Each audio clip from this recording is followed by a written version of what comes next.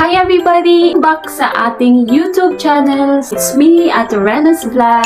Good morning po. Mag-8 po ngayon. So, parang gustong-gusto ko po na kumain ng mga gulay. Alala ko po yung request ni Kuya na isa po sa mga laging sumusubaybay sa vlog po natin. Maraming salamat po. Siguro Ilocano po siya. Shoutout po sa mga Ilocanos. So, ngayon po ay pupunta po tayo ngayon sa public market dito sa Bataan para gawin yung authentic Ilocano pinakbit. Sana po ay makain ko ang lulutuin ko. So, magluluto po tayo today. Yung po yung uulamin natin sa lunch. So, dadamihan ko na po para papatikim ko po sa relatives ko po, sa tito at tita ko po na malapit po sa akin dito. So, ayun po. So, samahan niyo po ako na bumili ng mga ingredients na kakailanganin para sa ating daginding. Hindi ko alam kung ano yung nun. Daginding. Uy, ano nga yung dininding. Basta yun yung, basta pinakbit siya. So, tara po, samahan niyo po ako. At maglibot din po tayo sa public market ng Balanga. Shoutout po sa lahat ng nagsusupport. Ayan. So, talagang parang naiinggan nyo ako na laging mag-upload. Dahil po yun sa inyo po. Mga viewers. Ayun, mga nagsusupport po. Maraming salamat po. Medyo nakakatulog-tulog na rin po ako. Salamat kay Lord. Tara po, ang dami kong daldal. Tara po at samahan niyo po ako sa vlog na ito.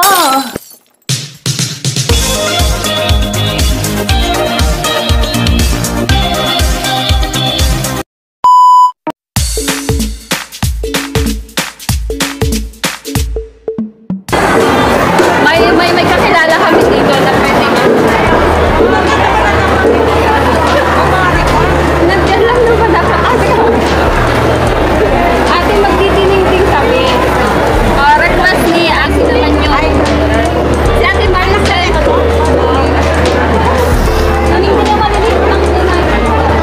Okay, pwede yan. Okay na.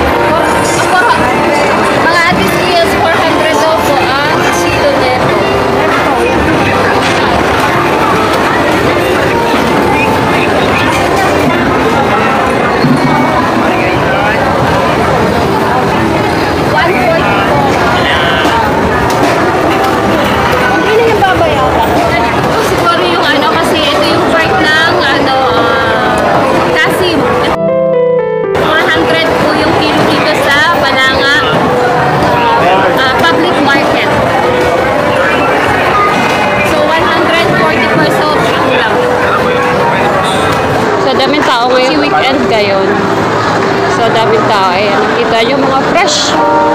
Tapos, yun yung area ng meat area. Andito yung baka, andito yung ito yung mga lahat manok dito sa area na to.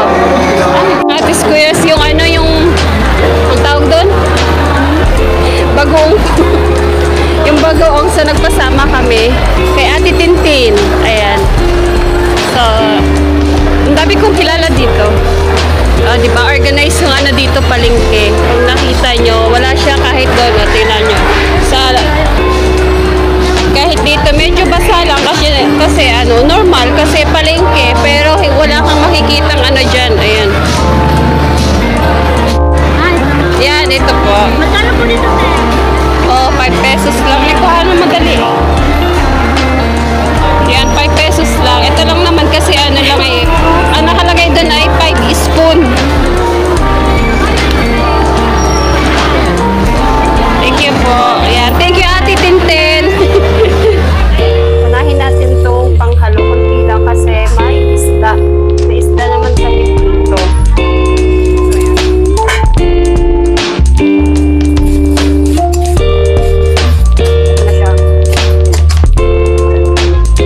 Ito na yung mga sangkap sa dinengdeng na request. So, ito yung kamatis, onion, tsaka ano, garlic, tsaka ginger. Tapos ito yung pinirito ko kanina na nakita nyo. So, sineperate na natin. Kamote, sweet potato, tsaka chicharo. Tapos ito pichay. Tapos ito yung talong na bilog. Naghanap pa kami doon. Pinalitan ko. Tapos okra. Tapos ito daw hindi ko na siya hindi ko na siya biniya kasi medyo maanghang daw to. So hindi kami nakakuha ng yung parang walang anghang. So tapos ito sitaw. Tapos bagoong, hindi daw to mawawala sa dinengdeng. Ito daw yung importante sa dinengdeng. So ito. Yan lang. So let's cook mga atis kuyas. So ayan. So, malinis na yung kamay ko. Gawin na natin to. So, wala tayong So, gawin natin ganito. Para mo yung mga kamatis. Ibaring.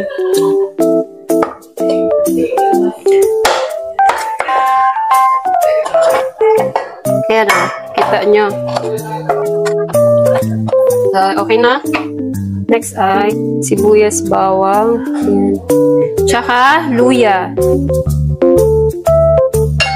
So, paghahalo-haluin natin. Tapos, ito, after ng talagay na natin to yung bagoong isda. So, ayan. Tapos, seasoning. Ganito na.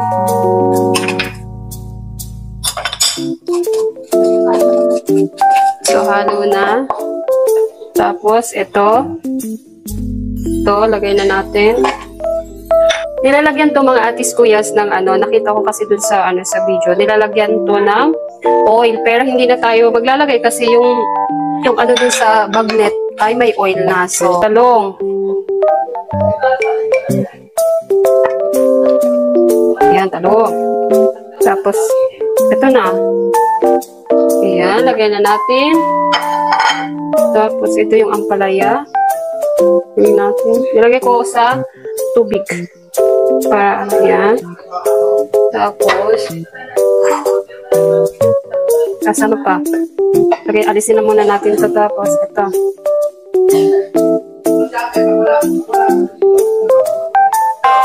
Yan. Tapos, ang daming sahog. Tapos, lagay na natin.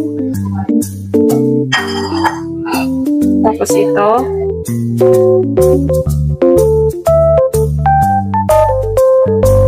Natin.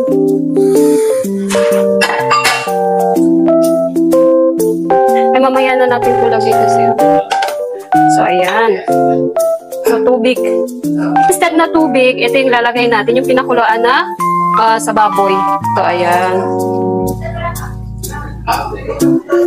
Ayan pa. May isa pa. Ayan. So, ito yung tutulong para lumambot ang ating mga gulay. So, ayan. Lagay na natin dito. So, antayin natin na.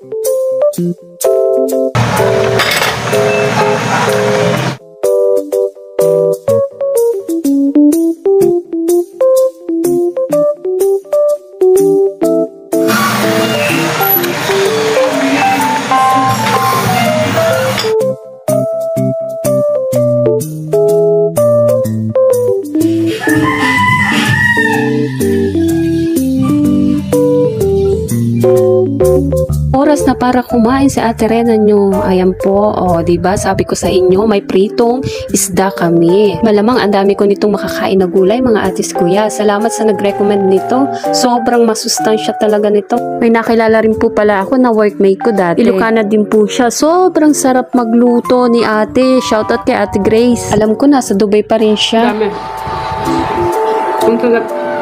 Kunti lang po yung kinuha ko na kanin.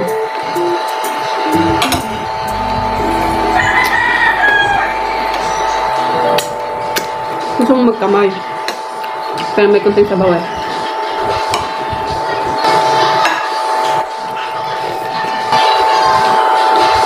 Ang sarap.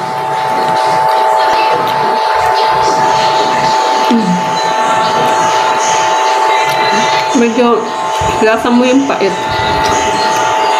So, okay lang. Sa mga bata, hindi siya pwede. Bakit puro galit lang na kukuha ko?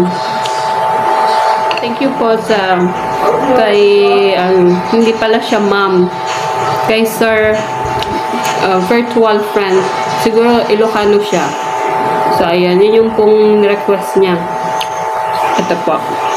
Dinding. Hindi po siya ginigisa. Comment down below po kung ano po yung susunod ko na iluluto ulit. Ayan ang bulsa ni Ate Rena nyo kasi una sa lahat wala akong trabaho. Tapos pangalawa, hindi pa ako nagsasahod. Ayun. Kasi kung magsahod man tayo, kung meron tayong makuha, iipunin po natin yun para ipamigay sa mga bata. Kumbaga, yun po kasi yung na kahit mga pambaon-baon po, maibigay ko sa mga bata, nag-i-school. Masasabi na hindi ko gagastusin, pero i-share ko po sa mga bata. Thank you for watching!